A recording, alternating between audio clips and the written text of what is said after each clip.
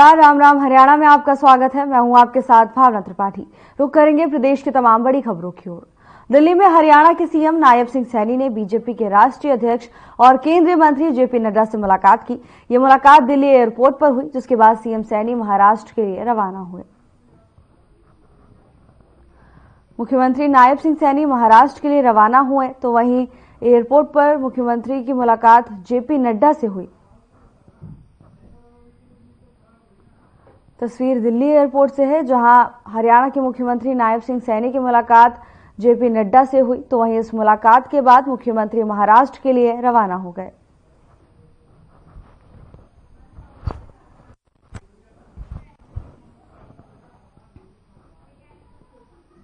BJP के प्रदेश अध्यक्ष Mohanlal Badauli Fatehabad BJP कार्यालय पहुंचे। सदस्यता अभियान को लेकर पदाधिकारी और कार्यकर्ताओं की मीटिंग ली। 15 जिलों में खुद जाकर सदस्यता अभियान के बारे में पदाधिकारी और कार्यकर्ताओं के साथ बैठक की है। विधानसभा चुनाव में पार्टी से भीतरघात करने वालों को लेकर मोहनलाल बडौली ने कहा कि उसको लेकर पार्टी को जानकारी मिली है। कुछ मंदिर की कमेटियों और खाप पंचायत ने भी भीतरघात करने वालों की लिस्ट दी है। इसकी पड़ताल की जा रही है। भारतीय जनता पार्टी का जो संगठन का पर्व है और इस संगठन के पर्व में सदस्यता अभियान को लेकर आप के बीच में आज ये फतेहाबाद जिले का जो 14वां जिला है, अब 15वां जिला है, फतेहाबाद का 15वां जिला है और सभी जिलों में इसी प्रकार के प्रवास के कार्यक्रम। भारतीय जनता पार्टी का जो वर्ष 2024 का सदस्यता अभियान है, इसमें जो 2019 में हमारा सदस्यता अभियान चला, जिसमें 33 लाख सदस्य हरियाणा प्रदेश में भारतीय जनता पार्टी के थे, उन सबको रिन्यू करते हुए और संख्या को बढ़ाते हुए 50 लाख सदस्य हरियाणा प्रदेश में बनाने का लक्ष्य रखा है। हरियाणा प्रदेश में 20,629 बूथ है। प्रत्येक बूथ पर 250 सदस्य भारतीय जनता पार्टी के बने। इस प्रकार का लक्ष्य पूरे प्रदेश के प्रत्येक बूथ पर हमने लिया है। उसको पूरा करने के लिए हमारे प्रत्येक जिला के प्रशिक्षण वर्ग हुए, उसके बाद 313 मंडलों के सभी के प्रशिक्षण वर्ग हुए और उसमें जो प्रक्रिया सदस्य बनाने की है, जो हमारी भारतीय जनता पार्टी ने एक नंबर लॉन्च किया है और ये नंबर पूरे देश के लिए है। पूरे देश का मैं कोई भी व्यक्ति भारतीय जनता पार्टी से जुड़ना चाहता है तो उसके लिए नंबर तो जारी किया है 8800002024। इस नंबर पर कॉल करने से एक SMS के द्वारा मैसेज आता है कि आप भारतीय जनता पार्टी के सदस्य बने हैं, आपकी सदस्य संख्या ये है और आपका स्वागत। उस लिंक को अगर आप खोलेंगे तो फिर एक फॉर्म खुलता है, जिस पर उस व्यक्ति का टेलीफोन नंबर और टेलीफोन नंबर डालने के बाद फिर एक OTP आता है। उस OTP को डालने के बाद पूरा फॉर्मेट खुल जाता है, जिस पर उस व्यक्ति ने अपना पूरा ब्यौरा भरना होता है और उसका नाम क्या है, उसका एड्रेस क्या है, उसकी जन्म तिथि क्या है, उसकी जाति क्या है, उसका व्यवसाय क्या है, क्वालिफिकेशन क्या है। तो 5-7 ऐसी जानकारियां और उसकी विधानसभा कौन सी है, जिला कौन सा है और उसका मंडल कौन सा है। इस प्रकार से भारतीय जनता पार्टी अपने कार्यकर्ताओं की पहचान बूथ के हिसाब से पूरी जानकारी का एक फॉर्मेट भरवाते हुए और फिर उसमें लास्ट में एक आता है कि किसके रेफरेंस से आप पार्टी के सदस्य बन रहे हैं। तो जो हमारे टारगेट हमने दिया है, सभी सांसदों को 30,000 सदस्य बनाने का, सभी विधायकों को 20,000, सभी हमारे चुनाव लड़े प्रत्याशियों को भी 20,000।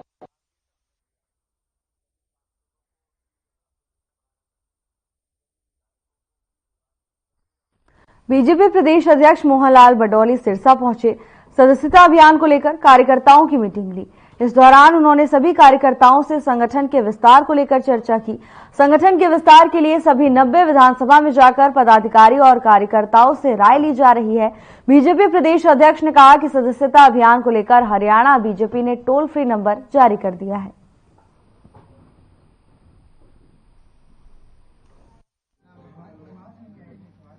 आज जो सदस्यता अभियान को लेके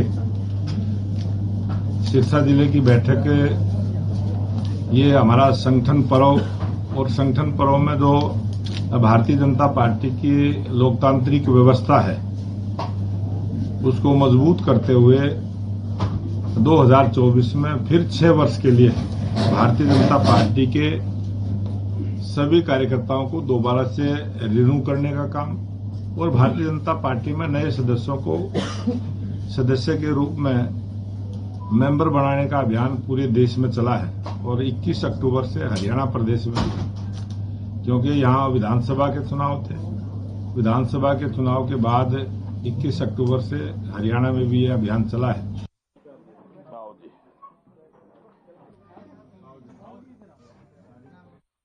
सिंचाई एवं जल संसाधन मंत्री श्रुति चौधरी ने सूक्ष्म सिंचाई कमान क्षेत्र और हरियाणा जल संसाधन प्राधिकरण के अधिकारियों के साथ समीक्षा बैठक की। मंत्री ने अधिकारियों को ड्रिप सिंचाई और अन्य जल संरक्षण पहलों सहित सूक्ष्म सिंचाई परियोजना के कार्यान्वयन में तेजी लाने के भी निर्देश दिए। उन्होंने जल भराव की बढ़ती समस्या से निपटने के लिए सिंचाई एवं जल संसाधन विभाग तथा लोक स्वास्थ्य अभियांत्रिकी विभाग के बीच सहयोग के महत्व पर भी प्रकाश डाला। उन्होंने आगे निर्देश दिया कि प्रदेश भर में जल पृथक्करण का आकलन करने के लिए 1 सप्ताह के भीतर एक व्यापक सर्वेक्षण किया जाए। साथ ही उन्होंने कहा कि जल संसाधनों की निगरानी में बेलदारों और नहर रक्षकों की महत्वपूर्ण भूमिका की भी सराहना की। उन्होंने इस बात पर जोर दिया कि ये पद विभाग के संचालन के लिए महत्वपूर्ण है और रिक्त बेलदार पदों को जल्द भरने के निर्देश दिए।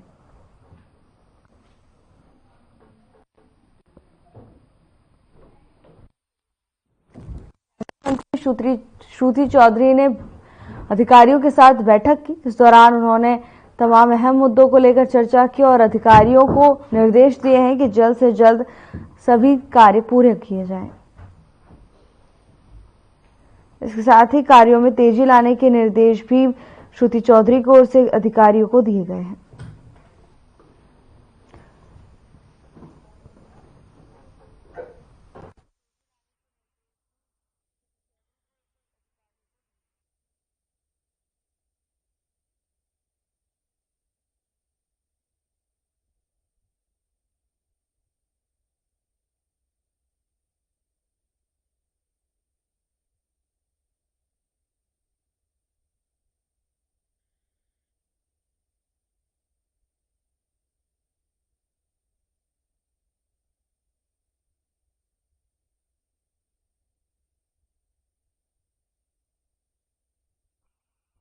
बीजेपी के प्रदेश अध्यक्ष मोहनलाल बडोली हिसार पहुंचे। हिसार विधानसभा के सभी बीजेपी विधायकों कार्यकर्ताओं के साथ मुलाकात कर आवश्यक दिशा निर्देश भी दिए। पूरे प्रदेश के 20,639 बूथों पर नई सदस्यता होनी है। 2019 में कुल 33 लाख सदस्य बने थे। 30 नवंबर तक इस अभियान को चलाया जाएगा। प्रदेश में 50 लाख सदस्य बनाने का लक्ष्य रखा गया है। प्रत्येक बूथ पर 250 सदस्यों में महिला, युवा, किसान, प्रत्येक वर्ग की भागीदारी इनमें होनी चाहिए।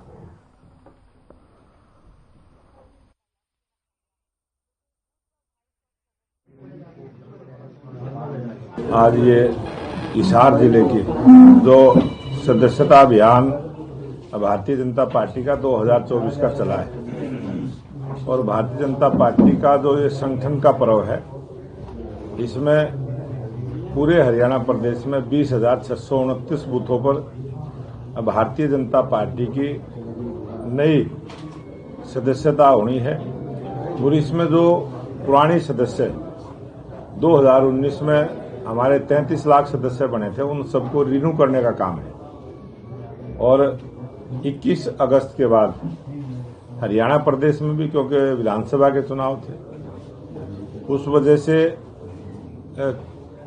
सरकार का गठन होने के बाद हरियाणा में सदस्यता अभियान शुरू हुआ है।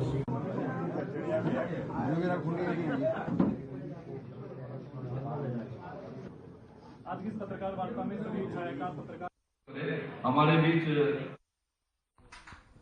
चौधरी बंसीलाल विश्वविद्यालय कुलपति प्रोफेसर दीप्ति धर्माणी ने युवा कल्याण निदेशालय द्वारा आयोजित 11वें त्रिवेणी युवा महोत्सव का उद्घाटन किया। इस दौरान उन्होंने कहा कि शैक्षणिक संस्थान भारतीय संस्कृति के रखरखाव एवं विस्तार में महत्वपूर्ण भूमिका निभाते हैं। भारत की संस्कृति विश्व की सर्वश्रेष्ठ संस्कृति है और इसका डंका विश्व भर में बजता है। इस संस्कृति की बदौलत ही भारतीय युवाओं ने अपनी प्रतिभा का लोहा विश्व भर में मनवाया है। शैक्षणिक संस्थानों में पढ़ रहे विद्यार्थियों की प्रतिभा को निखारने में युवा महोत्सव महत्वपूर्ण भूमिका अदा करते हैं।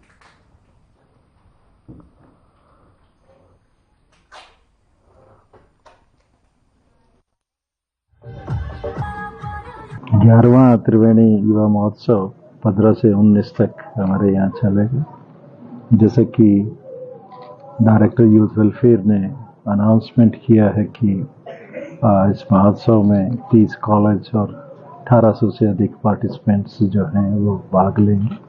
जैसा पहले भी होता रहा है, ये धरती एक विभिन्न संस्कृति की धरती है और 3 राजस्थान, पंजाब और हरियाणा की संस्कृति का समावेश इसमें मिलता है। तो अगले आने वाले 15 से 19 के बीच में 5 दिनों में आप इन तीनों संस्कृतियों की एक झलक देखेंगे और इसके साथ साथ आप स्टूडेंट्स जो विभिन्न प्रकार की एक्टिविटीज़ में पार्टिसिपेट करेंगे तो उनकी क्रिएटिविटी और उनकी जो इंटेलेक्चुअल लेवल पर जो भी इनोवेटिवनेस है उसको भी जरूर दर्शन करेंगे। जो कुछ यहाँ सीखा वो सब कुछ वहाँ फायदे में आ रहा है।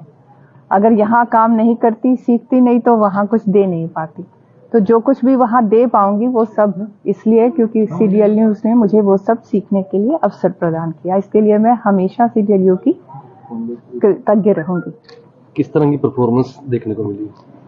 डीवाईडब्ल्यू की तरफ से हमेशा कार्यक्रम बहुत अच्छा रहता है और डीवाईडब्ल्यू इस समय की बहुत ही जोशीली, बहुत ही डायनामिक लीडरशिप में है।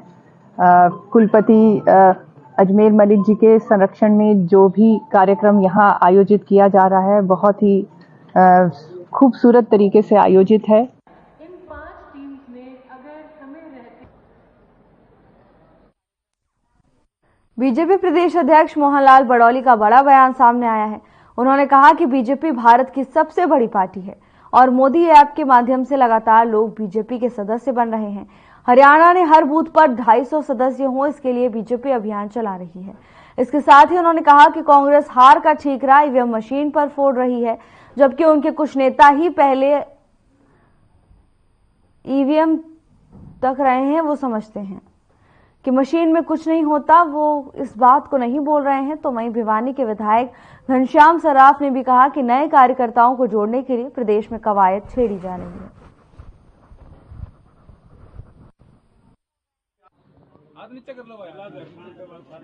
पंजाब के साथ हरियाणा के हैं। हरियाणा का पंजाब का बंटवारा होने के बाद जो अनसुलझे मुद्दे हैं, प्रयास ये करना चाहिए कि उन मुद्दों पर बैठ के बातचीत का रास्ते से उसका समाधान निकले। हरियाणा के किसानों के खेत को भी पानी मिले, हर हाथ को काम मिले और देश विकास की दृष्टि से, प्रदेश विकास की दृष्टि से आगे बढ़े। ये हमारी सरकार की सोच है, जिसकी मैं बहुत बहुत प्रशंसा भी करता हूं और निवेदन भी करता हूं। जो विपक्ष के लोग इस प्रकार की राजनीति में उतारू हुए हैं कि विकास का काम हरियाणा में होना है और वो विरोध जता रहे हैं। पंजाब की सरकार पंजाब में विकास करे, पंजाब की सरकार अपना अलग से बिल्डिंग का निर्माण करे, बैठने की व्यवस्था करे, हमें तो कोई एतराज नहीं है। हरियाणा में अगर कोई विकास का काम होता तो उसके बारे में विरोध करना ये उनकी नकारात्मक सोच का परिणाम है।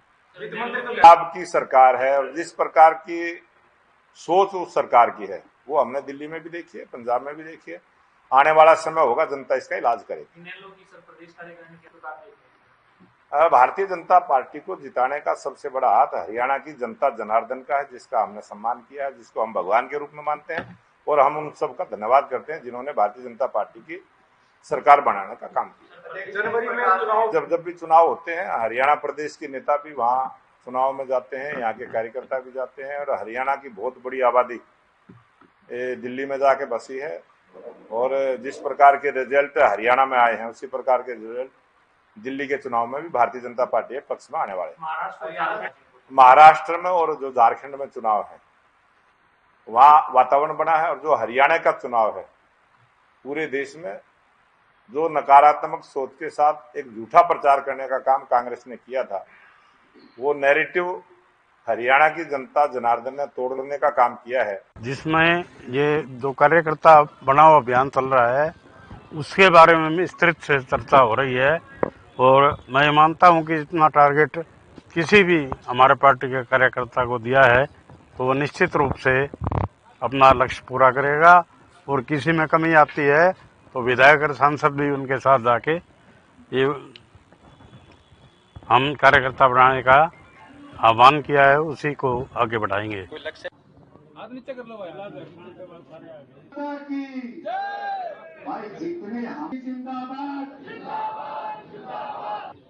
कोई नहीं भूल जाए ये लोग के लिए पधारे हैं जिन और लगातार। खबर सिरसा से है, जहां पराली जलाने की घटनाओं पर रोक लगाने को लेकर प्रशासन पूरी गंभीरता से कार्य कर रहा है। इसी कड़ी में उपायुक्त शांतनु शर्मा ने धान की कटाई वाले एरिया में ग्राम सचिव और पटवारी सहित संबंधित अधिकारियों को रात्रि ठहराव करने के आदेश जारी किए हैं, जहां ये अधिकारी पराली जलाने की घटनाओं पर निगरानी रखेंगे, तो वहीं गांव में आमजन को पराली न जलाने के बारे में जागरूक भी करेंगे। उपायुक्त शांतनु शर्मा ने बताया कि पराली जलाने की घटनाओं के कारण वायु गुणवत्ता में उल्लेखनीय गिरावट आई है, जिससे स्वास्थ्य संबंधी खतरा पैदा हो रहा है। इससे विशेषकर बुजुर्गों और बच्चों में श्वसन संबंधी समस्याएं उत्पन्न हो रही हैं। इसके साथ ही उन्होंने कहा कि पराली जलाने से निकलने वाले धुएं से पर्यावरण को नुकसान पहुंचता है और पर्यावरण को स्वच्छ बनाए रखने की हम सब की सामूहिक जिम्मेदारी है। इसीलिए किसान इस दिशा में पराली न जलाकर अपना सहयोग दें। इसके साथ ही उन्होंने कहा कि पराली जलाने और इस तरह की घटनाओं में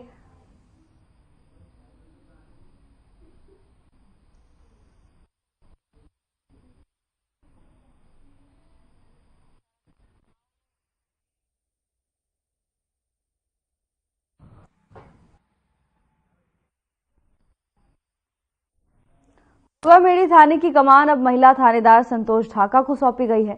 बता दें कि गोगामेड़ी थाने में थानेदार के पद पर सुशोभित हुई संतोष ढाका गोगामेड़ी थाने की पहली महिला थानेदार बनी है।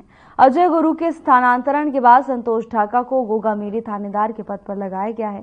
गोगामेड़ी थानेदार संतोष ढाका ने मीडिया से बातचीत करते हुए बताया कि सभी को साथ लेकर और आमजन की समस्याओं का त्वरित समाधान करते हुए काम किया जाएगा।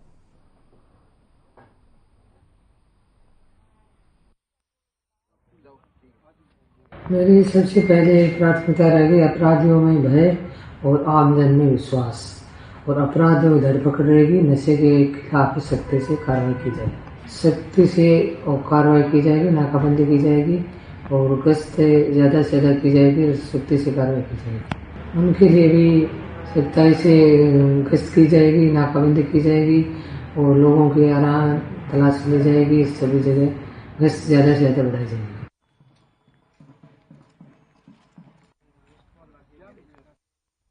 खन्ना कॉलोनी निवासी रिटायर्ड सब इंस्पेक्टर पिछले 5 दिनों से खैरपुर चौकी में न्याय के लिए ठोकरें खाने को मजबूर हैं। मामले के अनुसार 10 नवंबर को खन्ना कॉलोनी निवासी रिटायर्ड सब इंस्पेक्टर के घर के बाहर खड़ी गाड़ी पर पड़ोसी जसबीर सिंह के बच्चे ने पत्थर मारकर शीशा तोड़ दिया था। पूरी घटना सीसीटीवी में भी कैद हो गई। तो वहीं गली में खेल रहे बच्चों ने घटना को रिटायर्ड सब इंस्पेक्टर को जानकारी दी, जिसके बाद पड़ोसी से गाड़ी ठीक करवाने को कहा तो उनके साथ अभद्र व्यवहार किया।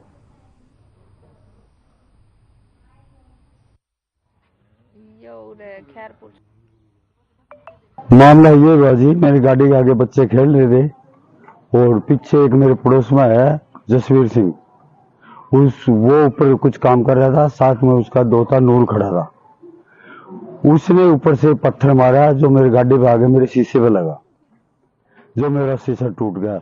और पत्थर मारने के बाद जो आवाज आई, आवाज में बच्चे भाग के आए, उन्होंने गाड़ी शीशा देखा, शीशा टूटा हुआ था। उन्होंने आवाज मारी, मेरे में घर के अंदर था, आवाज मारी, भाई आपकी गाड़ी का शीशा टूट गया। बोले किसने तोड़ा? बोले आगे ऊपर जो नूर है उसने पत्थर मारा है। फिर मैंने ऊपर जाके उसको नाना कहा, भाई आपके ये 2-3 मेरी गाड़ी तोड़ दी है। और देखिए, बोले उसने कहाँ तोड़ दी, ये तो मेरे पास बैठा है, मैं एक बार इसे पता तो कर लो, आप पूछ तो ले हो। बोल जब मेरे पास ऊपर बैठा मैं कैसे पूछ लूं? फिर मैं कहता एक बार नीचे आ जा, गाड़ी देख तो ले, गाड़ी तो मेरी तोड़ दी और सीसीटीवी देख ले। बोले मैं क्यों देख लूं, तन जो करना कर ले।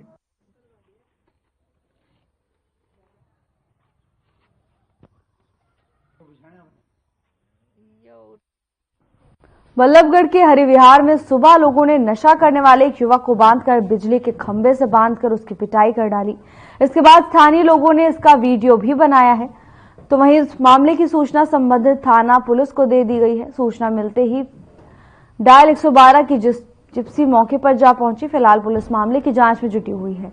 स्थानीय लोगों का आरोप है कि युवक उनकी कॉलोनी में रहने वाली लगभग 11 वर्ष की किशोरी को बहला फुसलाकर नशे की चीज सुंघा रहा था और किडनैप करने की फिराक में था।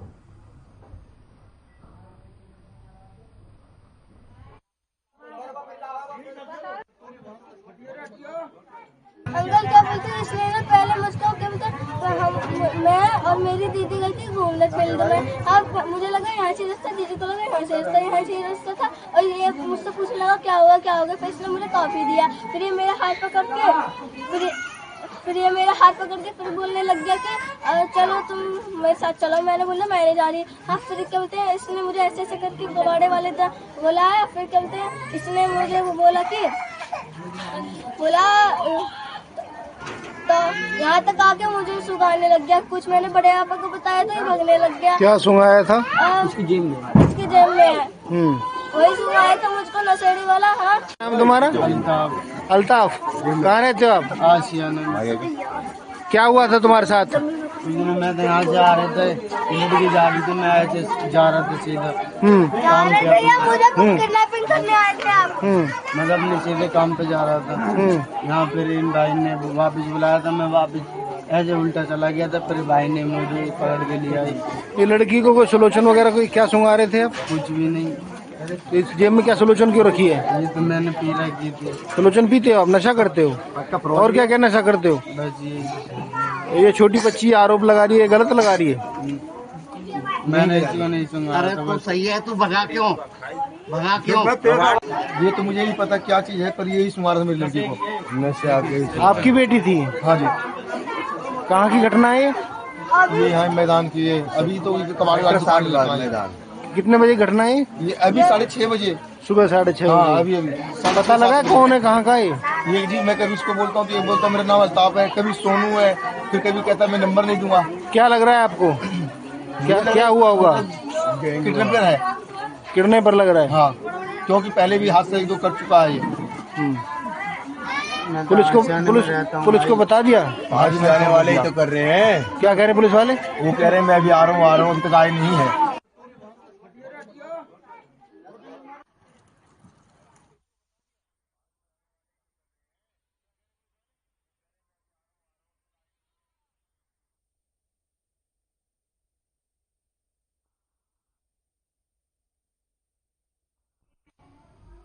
फिलहाल के लिए बस इतना ही। जल्द हाजिर होंगे नई अपडेट्स के साथ। नमस्कार।